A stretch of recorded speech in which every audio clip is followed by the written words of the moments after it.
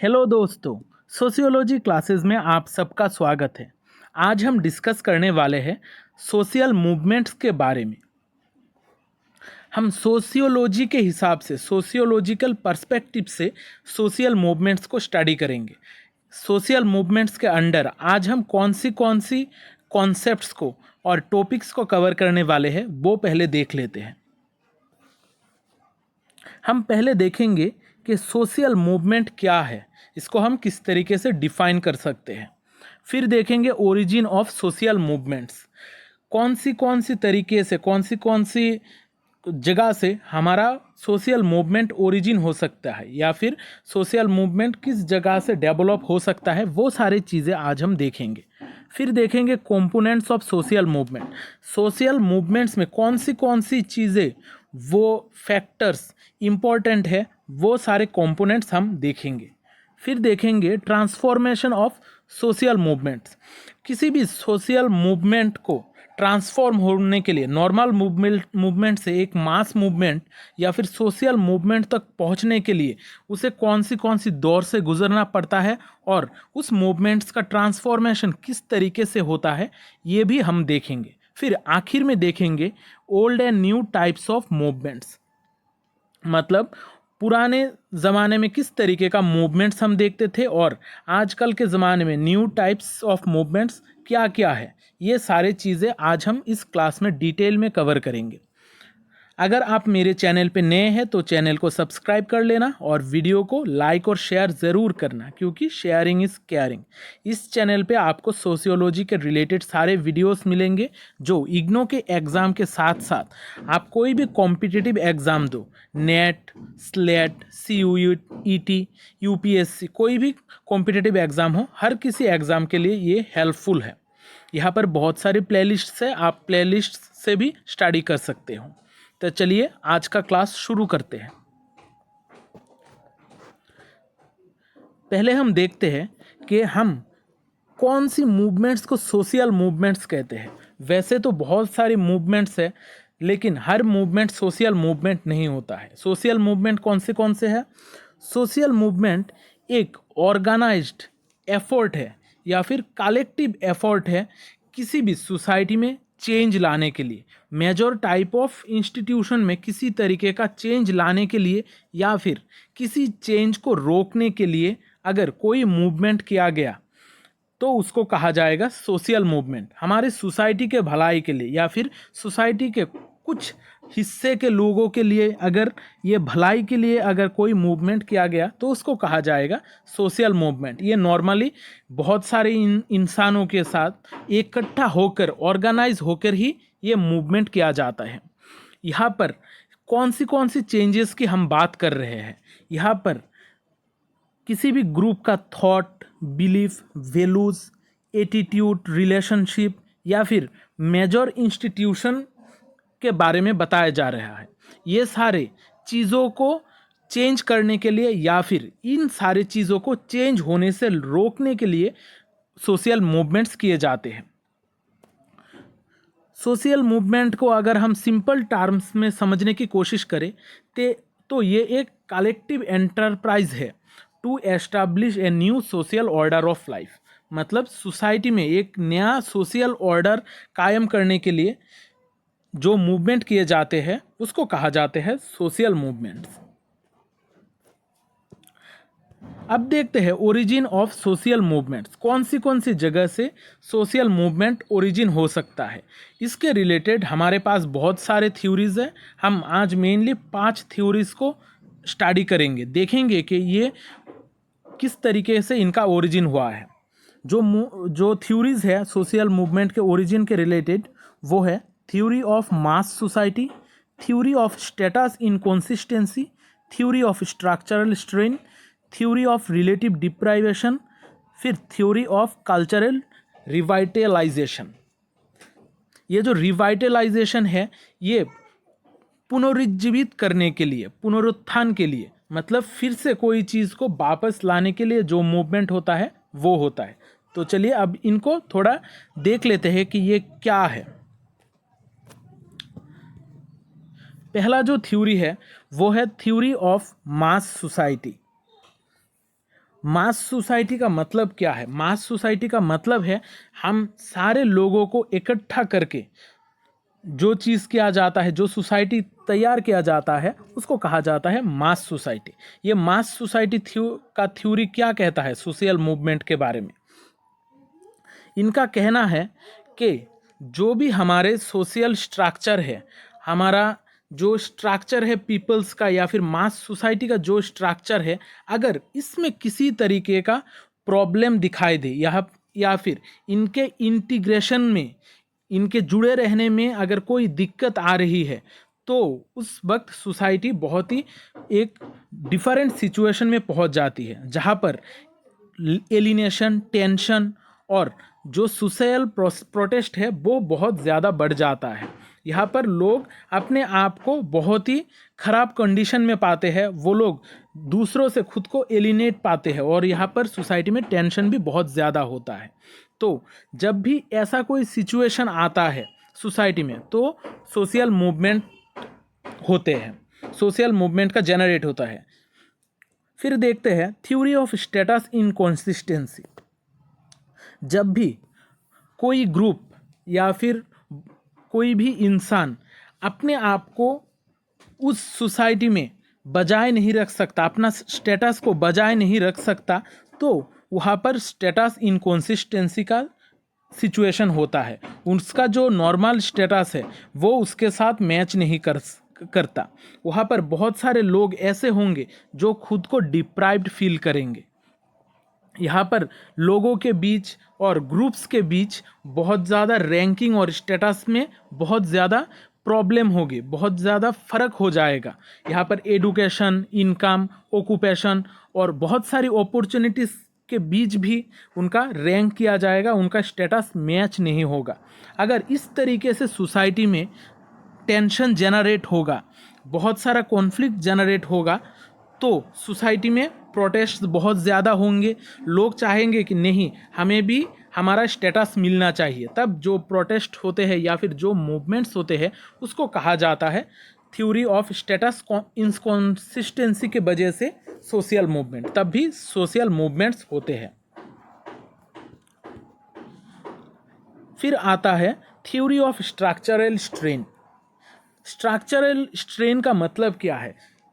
किसी भी सोसाइटी में अगर स्ट्रक्चर की चेंजेस के वजह से या फिर स्ट्रक्चर में किसी तरीके का तनाव का माहौल हो जाए, तो वो हो जाएगा स्ट्रक्चरल स्ट्रेन। स्ट्रक्चरल स्ट्रेन के वजह से बहुत सारे सोशल मूवमेंट्स होते हैं। उन स्ट्रक्चर को ठीक करने के, उस स्ट्रक्चर के अंदर जो भी लोग हैं वो अपने आप को सही जगह पर पहुंचाने के लिए जो मूवमेंट्स करते हैं वो भी सोशल मूवमेंट कहलाता है। ये जो स्ट्रक्चरल स्ट्रेन है, स्ट्रक्चर के वजह से जो सारे प्रॉब्लम्स क्रिएट होते हैं, ये मेनली सीक्वेंस में होते हैं, एक के साथ दूसरा बहुत ज़्यादा जुड़ा हुआ होता है। यहाँ पर सीक्वेंस में पहले एक प्रॉब्लम क्रिएट होगा, फिर दूसरा प्रॉब्लम, फिर तीसरा प्रॉब्लम। इस तरीके से स्ट्रक्चर की वजह से एक के बाद एक सीक्वेंस में प्रॉब्लम्स क्रिएट होंगे। इसके अगेंस्ट जो मूवमेंट किया जाता है वो भी सोशल मूवमेंट कहलाता है। इसके हिसाब वजह से भी सोशल मूवमेंट्स होते हैं। फिर देखते हैं theory of relative deprivation. Relative deprivation का मतलब क्या है? रिलेटिव डिप्राइवेशन का मतलब है कि एक दूसरे के हिसाब से, एक दूसरे के मुकाबले जो डिप्रीवेशन होता है उसको कहा जाता है रिलेटिव डिप्रीवेशन। ये हम मेनली इकोनॉमिक डिप्रीवेशन का बात करते हैं। मार्क्स ने अपनी जो थ्योरीज है वहाँ पर रिलेटिव डिप्रीवेशन का कॉन्सेप्ट बहुत ज़्यादा दिया था। वहाँ पर उन्होंने इकोनॉमी के बेसिस पे डिप्रीवेशन का बात किया था। वहाँ पर उन्होंने दो मेजर ऐसे कॉन्सेप्ट्स है जो कारण है जिसके वजह से लोगों में एक दूसरों में तनाव का माहौल होता है, कॉन्फ्लिक्ट होता है। उन्होंने बोला था कि सोसाइटी में दो तरीके का लोग होते हैं, एक है बोर्जुआ और एक दूसरा है प्रोलेटेरिएट। बोर्जुआ का मतलब है जो कैपिटलिस्ट है वो लोग, और जो प्रोलेटेरिएट है वो है वर्किंग क्लास, जो काम करते हैं। मतलब एक है अपर क्लास, दूसरा है लोअर क्लास। जो अपर क्लास है उसको हैव्स भी कहा जाता है और जो लोअर क्लास है उसको हैव नॉट्स भी कहा जाता है। उन्होंने कहा था कि स्ट्रक्चर में इस तरीके का चेंजेस की वजह से जो अपर क्लास है उसके पास बहुत ज़्यादा चीज़ें हैं, जो लोअर क्लास है उसके पास बहुत कम रिसोर्सेज बच गए हैं। इसकी वजह से उनके बीच रिलेटिव डिप्राइवेशन का माहौल है। जो नीचे के लोअर क्लास है वो सोचेंगे कि उनके पास कौन सी चीज़ें नहीं हैं जो अपर क्लास के पास है। इस तरीके से भी सोशल मूवमेंट होते हैं। ये हम पहले के ज़माने में बहुत ज़्यादा देखे हैं। जो हमारा रशिया में जो मूवमेंट्स हुए हैं, जो मार्क्सिस्ट मूवमेंट्स है, वो सारे इसी रिलेटिव डिप्राइवेशन के पार्ट है। इसके हिसाब से भी रिलेटिव डिप्राइवेशन की वजह से भी सोशल मूवमेंट्स क्रिएट होते हैं। अब देखते हैं थ्योरी ऑफ कल्चरल रिवाइटलाइजेशन। इसका मतलब क्या है? रिवाइटलाइजेशन का मतलब है कि किसी एक चीज़ को फिर से पुनरुज्जीवित करना, मतलब फिर से वापस लाना। अगर कोई कल्चर लॉस हो गया है उसको फिर से वापस लाना। कोई अगर रिलीजियन बहुत खतरे में है उसको पहले के जगह पर ले आना, इसको कहा जाता है रिविटलाइजेशन। इसके वजह से बहुत सारे लोग ऐसी तरीके से मूवमेंट करते हैं कि उनके जो कल्चर है उस कल्चर को बचाने के लिए मूवमेंट्स करते हैं। वो लोग अपने आप को सोसाइटी में बनाए रखने के लिए, अपने आप का जो आइडेंटिटी है उसको बनाए रखने के लिए जो मूवमेंट्स किए जाते हैं उसको कहा जाता है कल्चरल रिविटलाइजेशन। यहाँ पर हमारा जो मूवमेंट्स है, ये मूवमेंट्स रिविटलाइजेशन के मूवमेंट्स है या कि दूसरे तरीके का मूवमेंट्स है, ये सारे मूवमेंट्स एक साथ ही हो सकते हैं। एक साथ सारे मूवमेंट्स भी हो सकते हैं। यहाँ पर रिविटलाइजेशन मूवमेंट्स का जो प्रोसेस है वो मेनली 4 फेजेस से होके गुजरती है। पहला होता है कल्चरल स्टेबिलिटी। किसी भी कल्चर में पहले स्टेबिलिटी होता है, फिर उसमें इंडिविजुअल स्ट्रेस धीरे धीरे बढ़ता है, एक दूसरे के खिलाफ इंडिविजुअल स्ट्रेस बहुत बढ़ता है। फिर कल्चर का डिस्टॉर्शन होता है, फिर कल्चर ही बहुत प्रॉब्लमेटिक सिचुएशन में हो जाता है कि वो कल्चर ही गायब हो जाएगा। फिर होता है डिसइल्यूशनेशन टू कल्चरल रिविटलाइजेशन, मतलब फिर कल्चर को बचाने के लिए मूवमेंट्स होते हैं।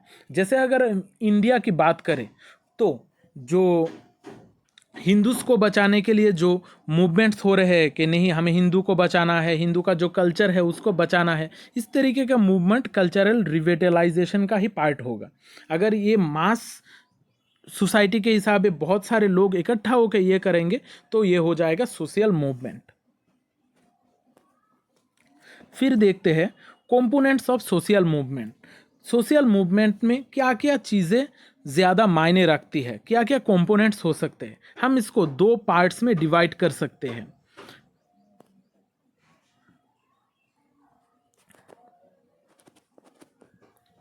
इसको हम 2 हिस्सों में बांट सकते हैं। एक है कन्वेंशनल कंपोनेंट्स और दूसरे है न्यू कंपोनेंट्स। कन्वेंशनल कंपोनेंट्स कौन से हैं? जो हमारे पुराने ज़माने के, जो पहले के ज़माने से चले आ रहे हैं, वो हो जाएंगे कन्वेंशनल कंपोनेंट्स। और न्यू कंपोनेंट्स जो आजकल नए तरीके से तैयार हो रहे हैं, जिसके बारे में आजकल सोचा जा रहा है, जो पहले के ज़माने में नहीं सोचा जाता था। कन्वेंशनल कंपोनेंट्स में क्या क्या होता है? आइडियोलॉजी, किसी भी ग्रुप का आइडियोलॉजी। कलेक्टिव मोबिलाइजेशन, मतलब एक साथ इकट्ठा होकर किसी चीज़ के अगेंस्ट खड़े होना।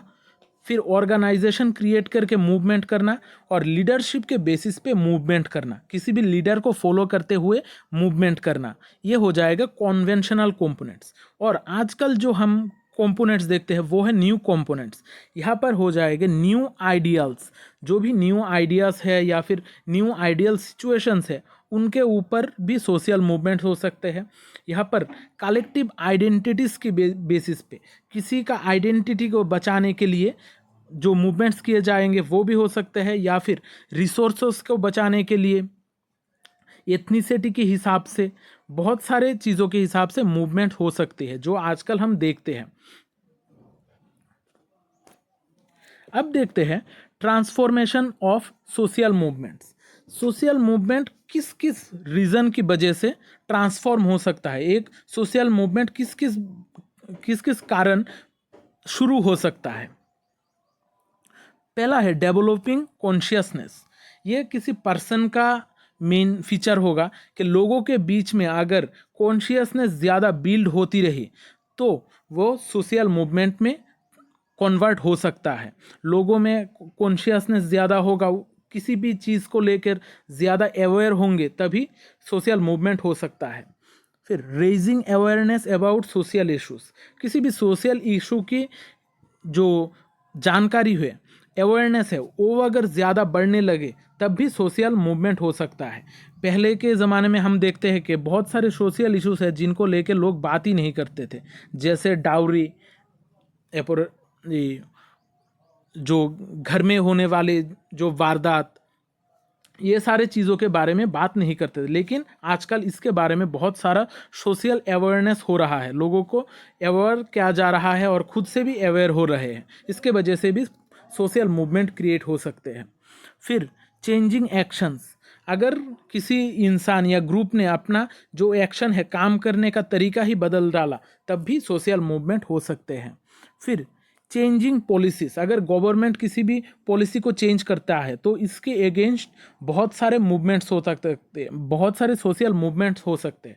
जैसे हम देखते हैं इंडिया में नर्मदा जो डैम है उसको लेकर बहुत सारे लोगों ने मिलकर प्रोटेस्ट किया है, वो भी एक सोशल मूवमेंट का पार्ट ही है।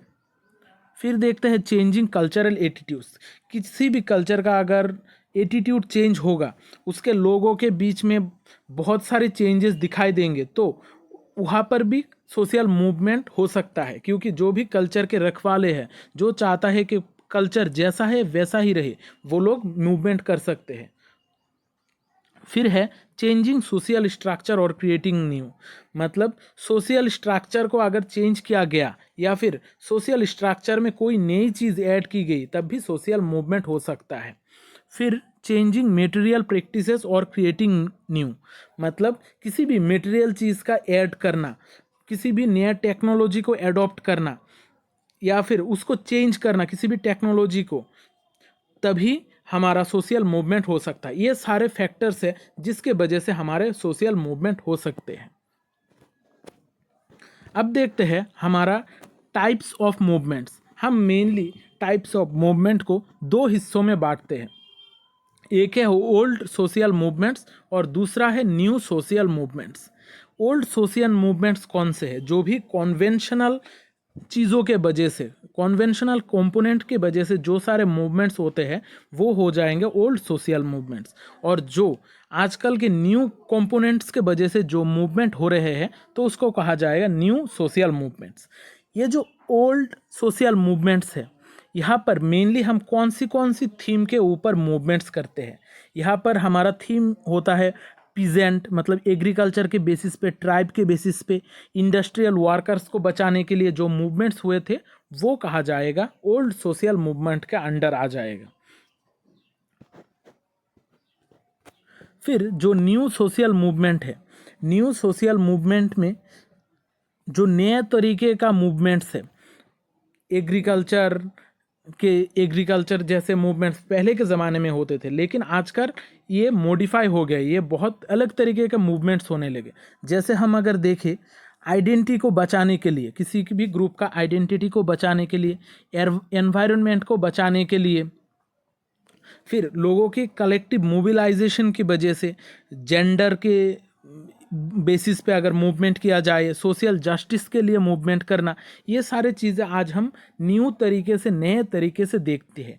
ये सारे मूवमेंट्स पहले के ज़माने में नहीं थे। एनवायरनमेंटल रिलेटेड मूवमेंट्स पहले के ज़माने में नहीं थे।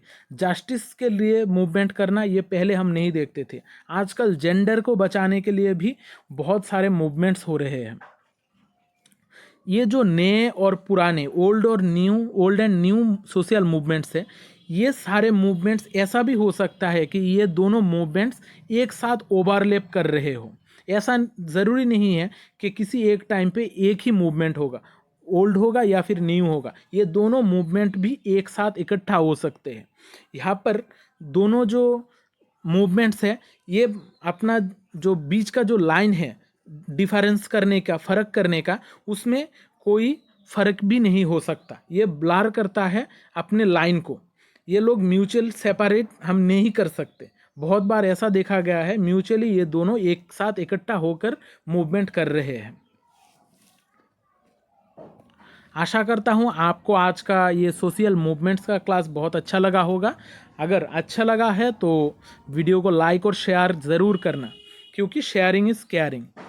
तो मिलते हैं अगली क्लास में, तब तक अच्छे रहिए, स्वस्थ रहिए और लोगों में प्यार बांटते रहिए। जय हिंद।